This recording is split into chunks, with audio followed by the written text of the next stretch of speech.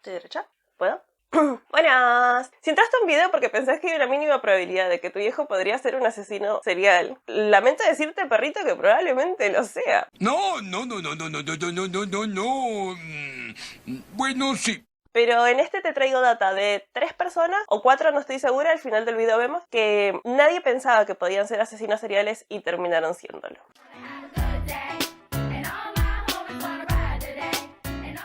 El primero de ellos ganó en un reality de citas, así que arrancamos con ese level de gente inesperada que termina siendo asesino serial, y es el caso de Rodney Alcalá. Solemos imaginarnos a los asesinos en serie o criminales en general como gente loca o desequilibrada y extraña o que se comporta turbio, y no. Un poquito de esto, un poquito de aquello. Hasta llegamos a hablar de ellos en términos de animales, como jauría o salvajismo. Y el caso de Rodney Alcalá es como de los mejores ejemplos de que es lisa y llanamente una persona que te cruzas todo el tiempo en el supermercado, pero que asesina mujeres.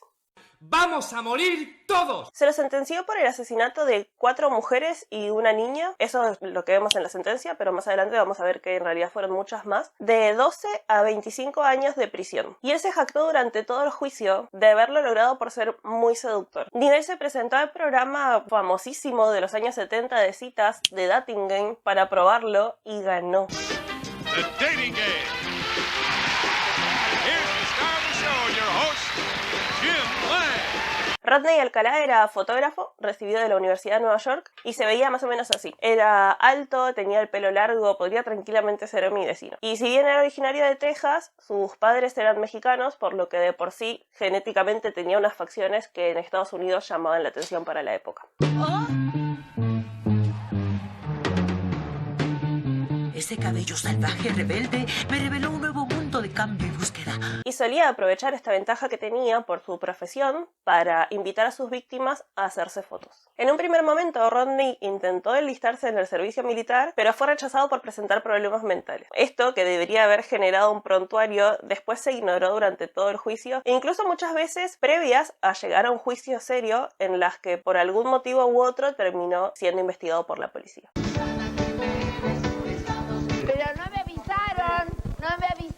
A partir de este primer rechazo, comenzó a tener una vida mucho más nómade. Residió en varias ciudades de la costa este y oeste hasta que en 1968 comete su primer acto delictivo. Su historial criminal comenzó con el secuestro, tortura y abuso de una menor de 8 años en Los Ángeles. Este hecho fue el que lo puso más rápidamente entre los más buscados del FBI, aunque en este plazo haya cometido otros delitos. Y al poco tiempo se logró su detención, ya que 2 jóvenes vieron su fotografía en la oficina postal de New Hampshire, en la que se lo presentaba como uno de los más buscados del FBI, y ellas dijeron: este es mi profesor. ¿Homero? ¿Hay quién es Homero?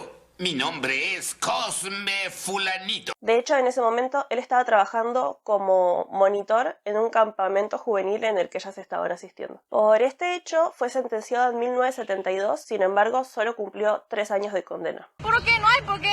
No hay una precisión o siquiera una aproximación de cuántos fueron sus delitos, como suele ocurrir en el caso de la mayoría de los asesinos en serie, salvo estos que tienen el ego demasiado alto y los confiesan, aunque incluso en esos no hay una precisión porque suelen adjudicarse más crímenes de los que cometieron realmente. Sin embargo, en 2010 fue enjuiciado por al menos 5 de ellos, como les contaba al principio, todos cometidos entre 1977 y 1979. Y estas víctimas fueron Jill Barcombe, de 18 años, quien fue encontrada sin vida en las colinas de Hollywood en noviembre de 1977. Georgia Wickstead, de 27 años, encontrada en su domicilio en Malibú un mes después. Charlotte Lamb, de 32 años, a quien estranguló con un cordón en junio de 1979. Jill Parenteau, de 21 años, asesinada de la misma manera en su casa de Burbank. Y Robin Samsue, de 12 años, encontrada sin vida en el camino de trekking en junio de 1979. Alcalá fue encontrado culpable de todos estos crímenes por la presencia de ADN tanto en la escena del crimen como en el cuerpo de sus víctimas. Y fue enjuiciado en 2012 por 2 crímenes más cometidos en 1971 y 1977. Excelente.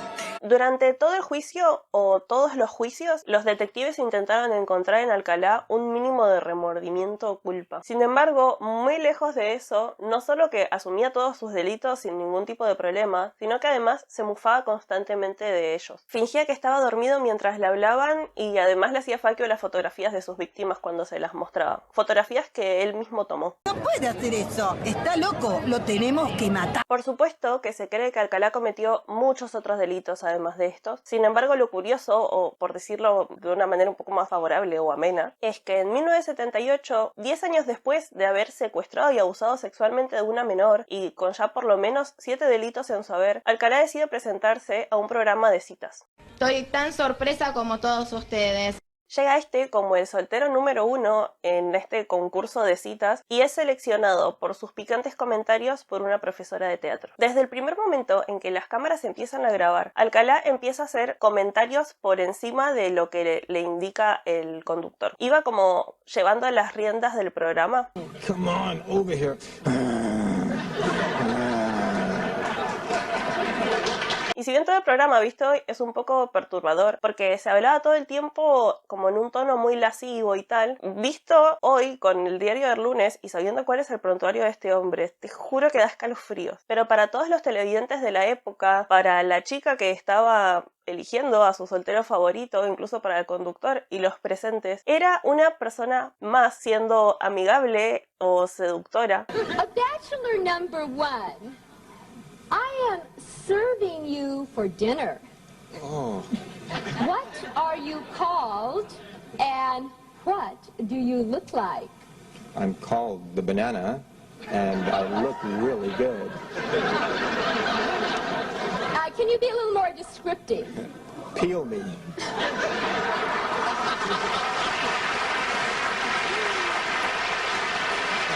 Sin embargo, la participante de este concurso no llegó a ser una víctima porque, aunque lo haya elegido, dijo en notas posteriores que sintió como una vibra rara, que a él le pareció un poco extraño y que canceló la cita en cuanto ella le dijo que para asistir tenía que hacerlo acompañado por alguna amiga.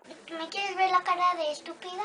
Alcalá era un asesino despiadado. Los múltiples juicios que se le siguieron a lo largo de su vida, en diferentes estados y en diferentes épocas, revelaron a un homicida inteligente y de sangre fría. Violaba a casi todas las mujeres que secuestraba y después las mataba a golpes. El mundo es un mejor lugar sin él, sin ninguna duda. Talía Shapiro, primer víctima de Alcalá, secuestrada y golpeada en 1968 después de haber sido raptada cuando caminaba a la escuela. Por otro lado tenemos a Harold Shipman, asesino serial y médico prestigioso. Shipman nació el 14 de enero de 1946 en Bedford, Inglaterra. Era hijo de una familia religiosa, de un padre camionero y una madre ama de casa, y se dedicó a la medicina durante 25 años, quizá producto de la muerte de su madre, quien falleció después de un cáncer pulmonar muy agresivo. Triste, tan triste. Y esto nos lleva a datos importantes para la que sería después su carrera delictiva. Su madre muere de manera muy agónica a los 43 años y su médico le suministraba morfina diariamente para apaciguar el dolor. Al igual que en el caso anterior, Harold era súper atento, súper amable, súper inteligente. Aunque por el contrario empezó a consumir drogas y a presentar signos de depresión tras la muerte de su madre. En 1965 comenzó su carrera de medicina, al año se casó y tuvo una hija y más adelante 3 hijos más. En 1970 se recibió y hasta acá todo ok. Padre de 4, médico, esposo, hijo ejemplar que cuidaba a su madre, era súper querido por sus pacientes, por otros enfermeros. Eso es muy importante. Aunque su familia cuenta luego que puertas para adentro esto era distinto. Era mucho más distante y agresivo, y este nuevo acceso que tenía a fármacos lo volvía cada vez más y más adicto a la morfina, hecho que más adelante lo llevaría a su primer causa judicial. Tengo miedo, señor, tengo miedo. Sin embargo, no cometió su primer homicidio sino hasta 1975. Shipman llegó a tener más de 200 asesinatos en su haber, y estos los cometía de la siguiente manera. ¿Se acuerdan que les conté que a la madre de Harold lo visitaba un médico en su domicilio para suministrarle morfina a diario? Bueno, él empezó a hacer básicamente esto. Empezó a elegir pacientes que le cayeran mal, en general mujeres mayores de 75 años, y le hacía visitas en sus casas para suministrarle morfina. En el momento en que las pacientes se encontraban solas en su domicilio, este le suministraba una dosis letal y se iba del domicilio como si nada. Eso no se hace. Eso no se hace y yo no me voy a quedar callada. Y cuando algún familiar de la víctima daba aviso del fallecimiento, Shipman se limitaba a completar el certificado de función alegando algún tipo de muerte natural, y al ser todos casos de pacientes tan mayores y con alguna enfermedad preexistentes, los familiares medio que se limitaban a firmar y ya está. ¿Ves? Y ya está. Además, ignoraba la norma de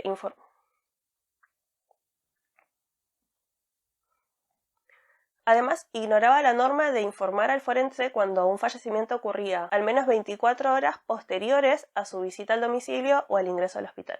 Resulta que hizo esto por 25 años, además con la ventaja de que en 1992 abrió su propia clínica. Imagínense que en 5 años atendió a 3.000 pacientes, de los cuales el 10% falleció de una manera medio floja de papeles. Nivel llegó a tener 7 víctimas en una misma cuadra. El chabón estaba sacado y manejaba un nivel de impunidad. Caímos ante el mejor, muchacho, no lo olvides. Shipman llegó a tener entre sus víctimas a la madre de Chris Beard, directivo del Manchester City, cuya madre falleció de una sobredosis de morfina, aunque la causa de muerte que firmó en su certificado era un paro cardíaco. Y a ver, no quiero decir con esto que porque sea una persona famosa o lo que sea, su fallecimiento es más relevante que cualquiera de sus demás víctimas. Pero, al ser una persona con recursos, es de los pocos que optó por una autopsia luego del fallecimiento. Y al respecto dijo lo siguiente: mi madre tenía fe total en él, y eso es lo más doloroso para mí. Puedo verla sonriéndole mientras él le ponía aquella inyección letal. Ella creía que era para curarla. Otro hecho como este, que encendió las alarmas, fue el caso de Caitlin Grundy, de 81 años, y ex alcaldesa de Hyde. Resulta que cuando su hija Angela fue a levantar el testamento, se encontró con que su madre había dejado como última voluntad dejarle 440.000 euros a su médico.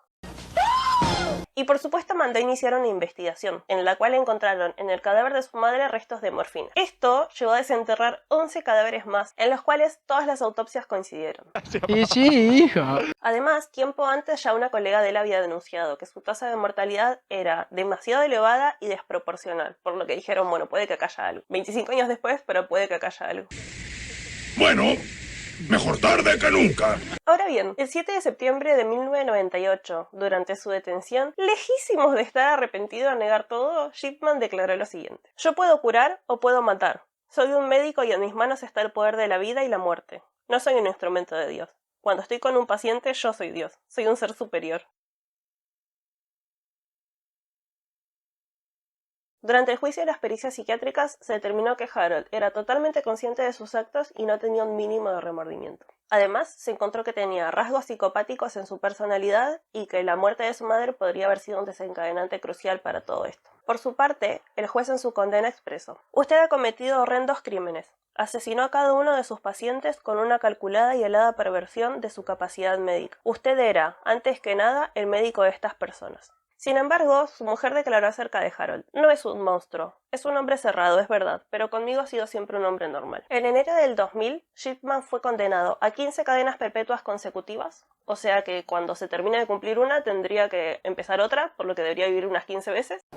Vaya, no encuentro fallas en su lógica. Y la jueza recomendó que nunca sea liberado. Durante todo el juicio, Shipman se dedicó a sonreír y mantener la calma. Continuó la investigación abierta hasta el 2002, porque si bien se lo enjuició por 15 casos, se sospechaba que eran muchísimos más. En esta se investigaron 888 muertes y se confirmaron por lo menos 215 asesinatos. Shipman se suicidó en su celda en 2004 a los 57 años.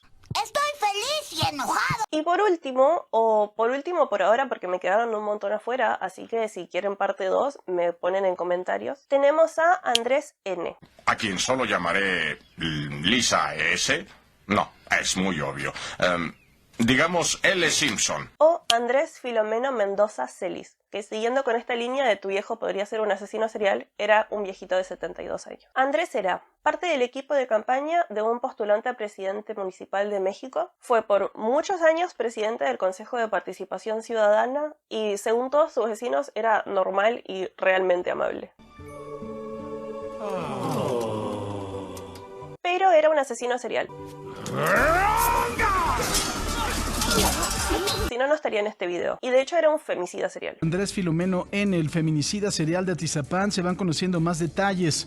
Justo bajo su recámara fue descubierto un sótano en donde desmembraba a sus víctimas. Reina González fue su última víctima. Resulta que estos dos tenían un vínculo de amistad. De hecho, él pasó un montón de cenas familiares en la casa de Reina, pasó las fiestas con ella, con su esposo, con sus hijas, la ayudó con trabajos de herrería en su laburo y, sin ir más lejos, el día que asesina a Reina, esta estaba acudiendo a su casa por un trabajo. Porque como ya les comenté al principio, y es la idea de todo este video, es entender que los asesinos seriales son personas que se ven totalmente normales. Podrían ser mi tía, tu vecino, el tío del marido de Pampita. Cualquiera, la tuya. Son personas súper normales, no se ven como animales, no se ven como psicópatas, solo que tienen rasgos psicópatas que en muchos de los casos no podrías notar. Cuando la policía llega al domicilio de Andrés N., este viejito confiable, y cuando les digo a la policía me refiero al marido de Raina, porque si bien él hizo una denuncia sobre su desaparición y también le dijo a la policía dónde tendrían que encontrarla porque era el último lugar al que había ido, la policía decidió no hacer nada, porque asumieron que era una mujer que se fue de su casa y ya está. Entonces, cuando digo la policía llegó al domicilio, me refiero al marido de Raina, que también era policía y decidió hacer la investigación por su cuenta. Qué trucazo, ¿no? Cuando el marido de Raina llega al domicilio de Andrés N., se encuentra con más de 2000 fragmentos de huesos esparcidos por todos lados, además del cuerpo muerto de su mujer, que tenía cráneos y huesos alrededor de víctimas anteriores, además de rostros y cabelleras perfectamente retirados y conservados. ¡Diablos, señorita!